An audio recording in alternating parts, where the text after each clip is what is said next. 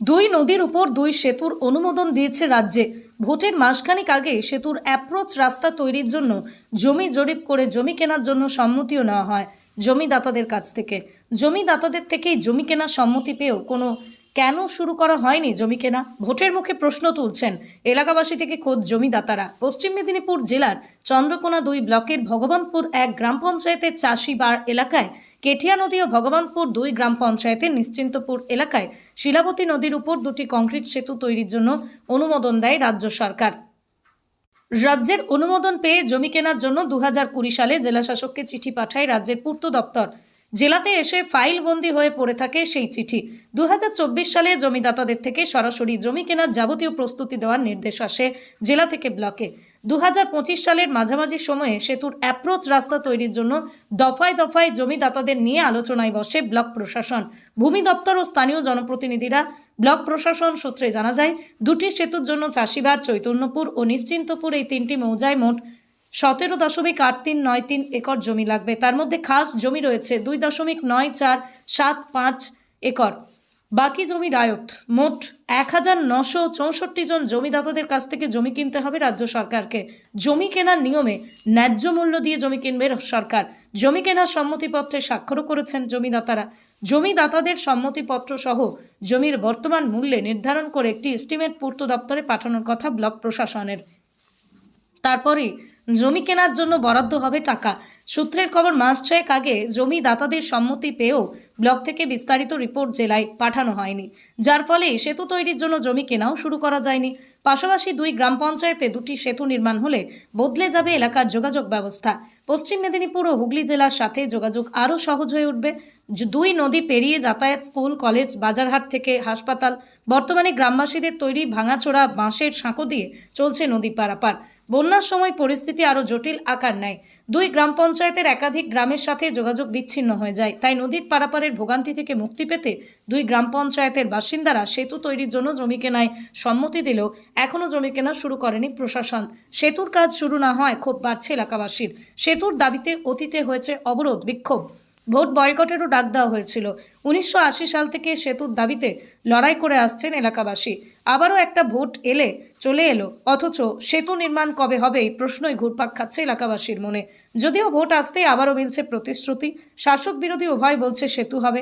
এখন দেখার কবে এই সেতু নির্মাণ হয়।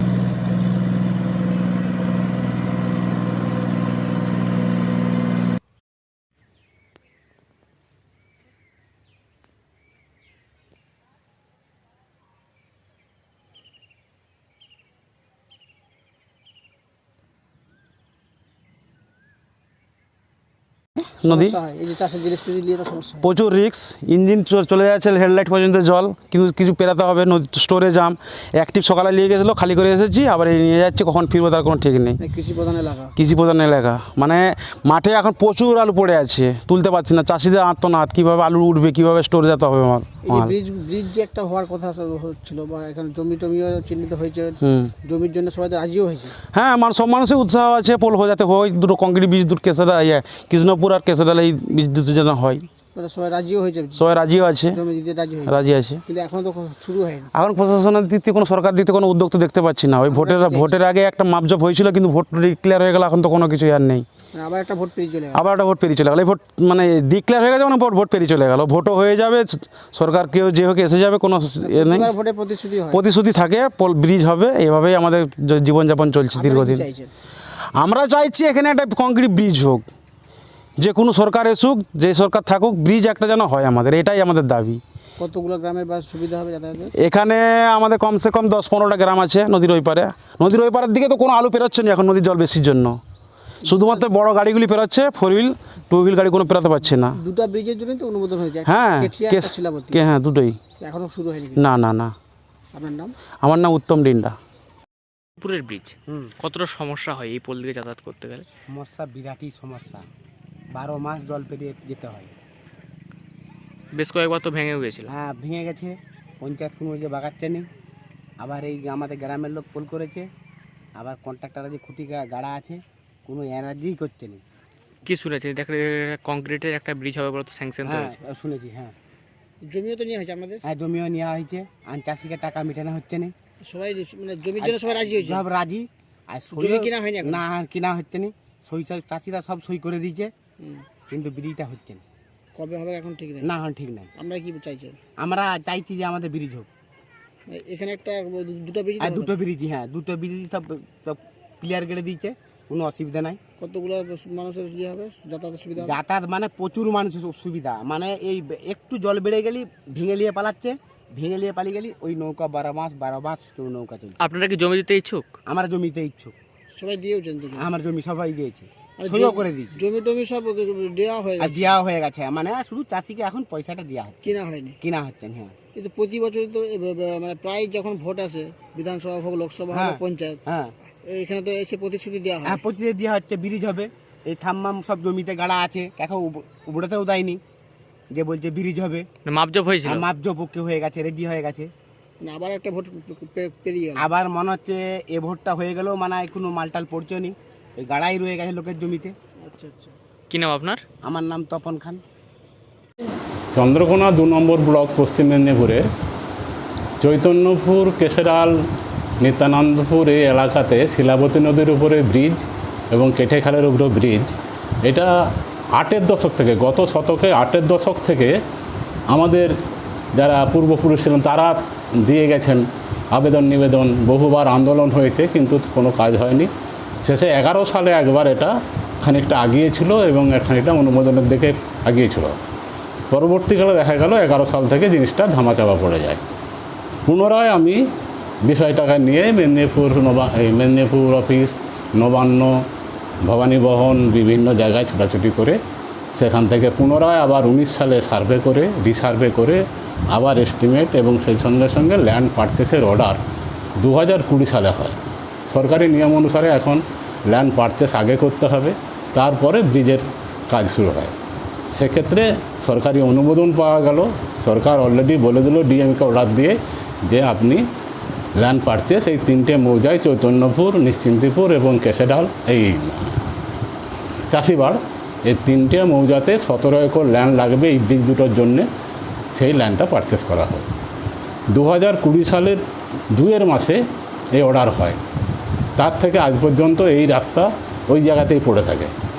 আমি আবার পুনরায় যখন 2022-23 সালে মেদিনীপুরে যোগাযোগ করি, চিঠির কোনো উত্তর পাওয়া যায়নি।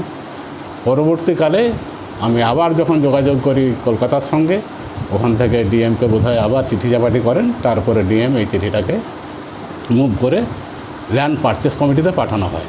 ল্যান্ড পারচেস থেকে 2024 সালের আগস্ট মাসে আমাদের চন্দ্রকোনা 2 নম্বর ব্লকের বিডিও, বিএলআরও এবং আমাদের সাব রেজিস্ট্রার এনাদেরকে চিঠি করেন যে এই ল্যান্ডের শিডিউলটাকে তৈরি করা, ল্যান্ড ভ্যালুয়েশনটাকে করা, সেই সঙ্গে সঙ্গে কত টাকা এই নিয়ে একটা রিপোর্ট পাঠাতে বলেন।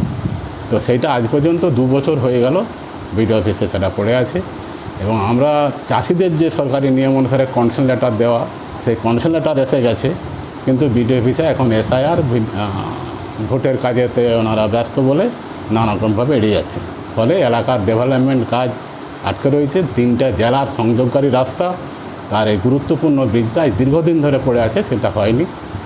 নেতৃত্বকে এবং সরকারি আধিকারিকদেরকে এবং সংশ্লিষ্ট দপ্তরকে বারবার অনুরোধ করা হচ্ছে। এলাকায় প্রচণ্ড ক্ষোভ, এই ভোটের মুহূর্তেও কিন্তু এই এলাকার মানুষের অনেক ক্ষোভ আছে। সেই নিয়ে আমরা আবার পুনরায় দাবি করছি যাতে এই রাস্তাটার কাজ অগ্রগতি এবং দ্রুত গতিতে সম্পন্ন হয়, তার ব্যবস্থা করা হয়।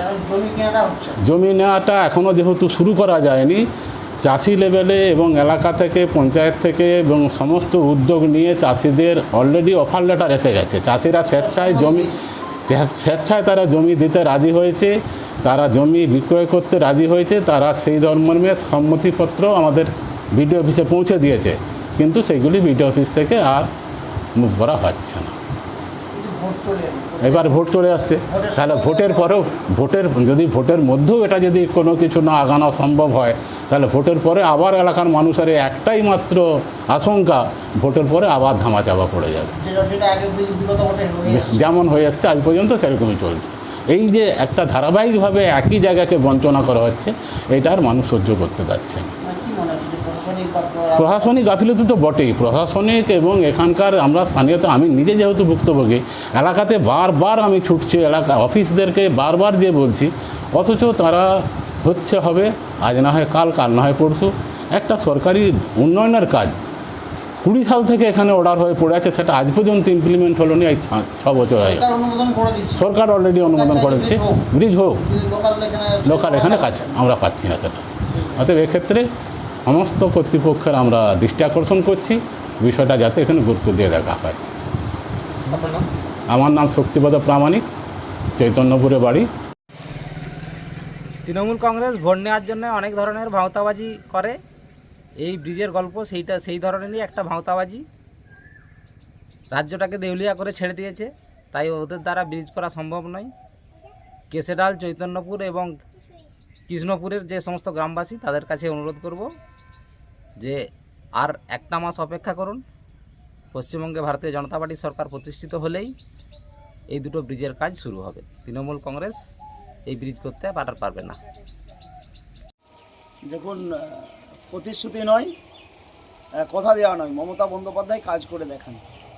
তো আপনার কথাতেই বোঝা যাচ্ছে যে তার মানে ব্রিজের কাজ শুরু হয়েছে, না হলে চাষিরা কার কাছে কাগজ জমা দেবে? একটু ভরসা রাখুন, স্যাংশন হয়েছে। আপনারা দেখেছেন পেপারে, মিডিয়ায় যে শিলাবতী নদীর উপর একটি ব্রিজ স্যাংশন হয়েছে, তার সমস্ত ডকুমেন্টস বিডিও অফিসে জমা হয়েছে। এবারে ভূমি নেই সরকারের উপযুক্ত ওই ব্রিজটা করার মতো, তাই যাদের রায়ত সম্পত্তি রয়েছে তাদের কাছ থেকে আবেদন নেওয়া হচ্ছে এবং তাদের নো অবজেকশন নেওয়া হচ্ছে। সেই জমিগুলো আবার সার্ভে করে পাঠানো হবে। কিন্তু ইতিমধ্যে ভারতবর্ষের নির্বাচন কমিশন বিজ্ঞপ্তি জারি করেছে।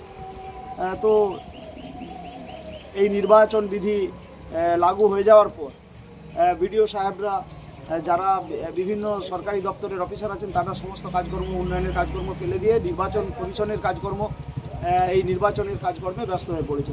স্বভাবতই নির্বাচন শেষ হোক, আবার ওই ব্রিজের কাজ শুরু হবে এবং খুব শীঘ্রই ব্রিজ নির্মাণ শুরু হবে।